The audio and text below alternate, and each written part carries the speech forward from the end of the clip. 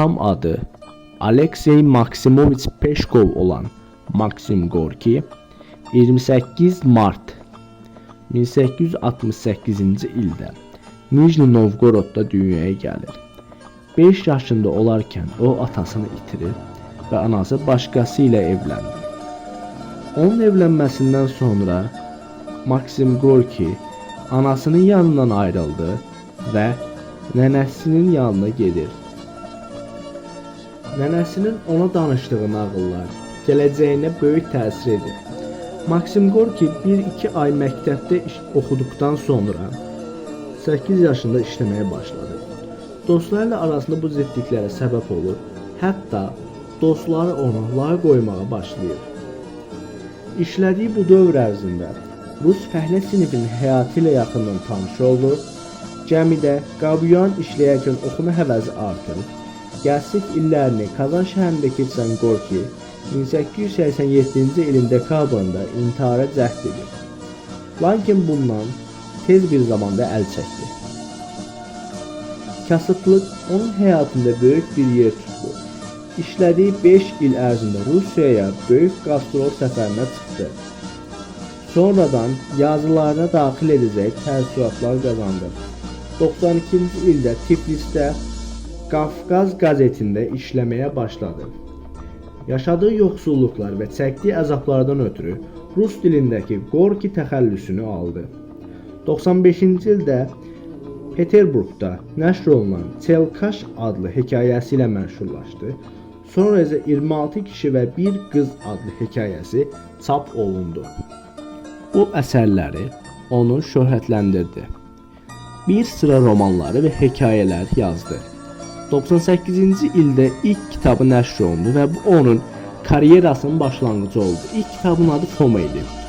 99-cu ildə bu nəşriyyata buraxıldı. Gorkinin bu əsərdəki ən böyük səhvi güclü süjet xətti qura bilməməsi və əsərlərində fəlsəfi müzakirələr aparması onun uğursuzluğuna səbəb olur. 1906-cı ildə 1905 Rus inqilabına həsr olunan Ana adlı ən uğurlu romanı çap olundu. Peterburqda yaşadığı illərdə Çar rejiminə qarşı çıxır və dəfələrlə həbs olunur. 1901-ci ildə Fırtınanın Xəbərçisi adlı qısa şeirinə görə həbs olunsa da sərbəst buraxıldı və Krıma getdi. 1902-ci ildə Vladimir Leninlə tanış olur və aralarında güclü bir dostluq yarandı. Hətta Maksim Gorki onu qoca İzergil hekayəsində Danko obrazına bənzədərək ölümsüzləşdirdi. Hekayədə Danko xalqını qaranlıqdan çıxarmaq üçün öz qəlbini sinəsindən çıxardıb bir məşəl kimi yandırıb onlara yol göstərirdi. Həmin il Gorki Rus Ədəbiyyat Akademiyasına üzv seçilir.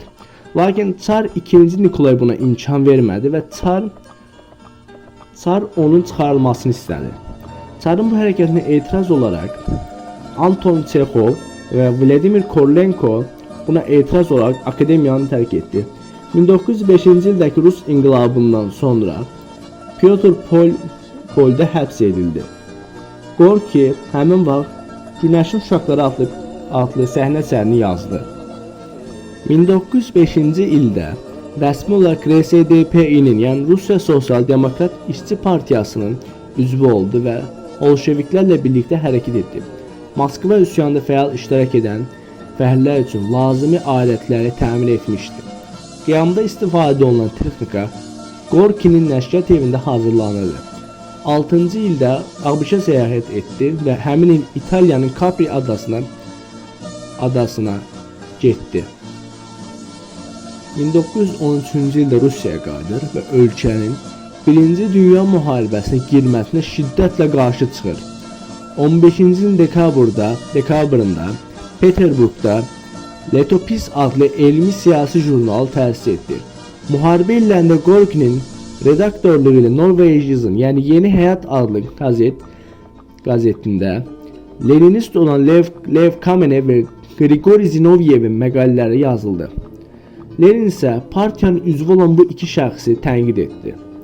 Həmin bu iki şəxs 16 oktyabrda Mərkəzi Komitənin üsyan qərarına etiraz edib gazetedeki yazılar ve bəyanətlərlə pislədi. Lakin daha sonra Zinovyev əfv olundu və Petrograd Sovetinin sədri seçildi.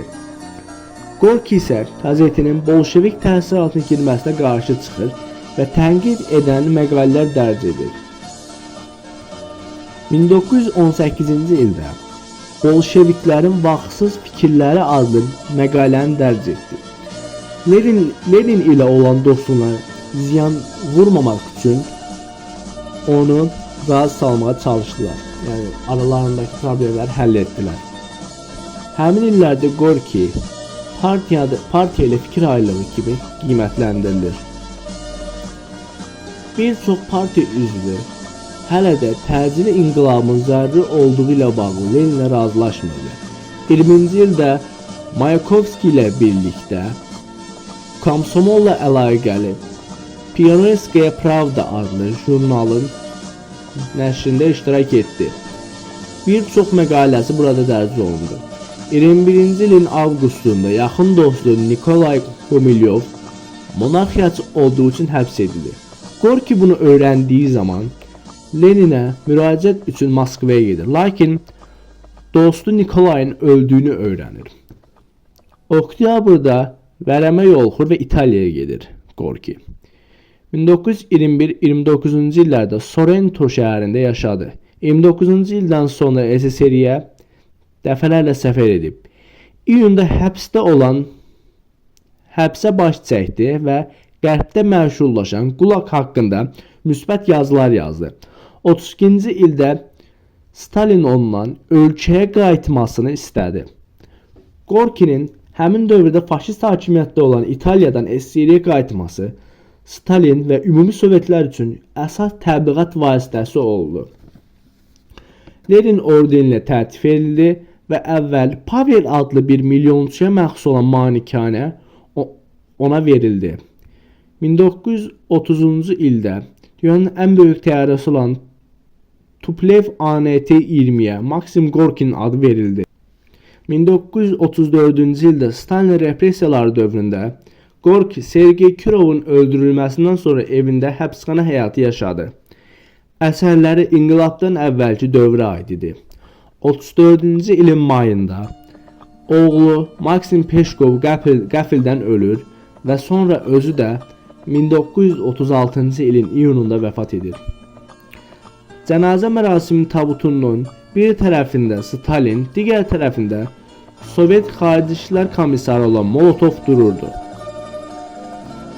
Böyük yazıçının yazdığı əsərlər Foma, Makroçugdra, Ana, Xalq Düşmanı, Artamanovlar, Dost, Kiçik Burjua, Uşaqlığım, Qoca İrzegil, 3, Klon, Çörək İşçiləri, Fırtına Xəbərçisi, Kasıblar, Çörəyimi qazanarkən, Mənim universitetlərim, Bizim xalq və 26 oğlan, bir qız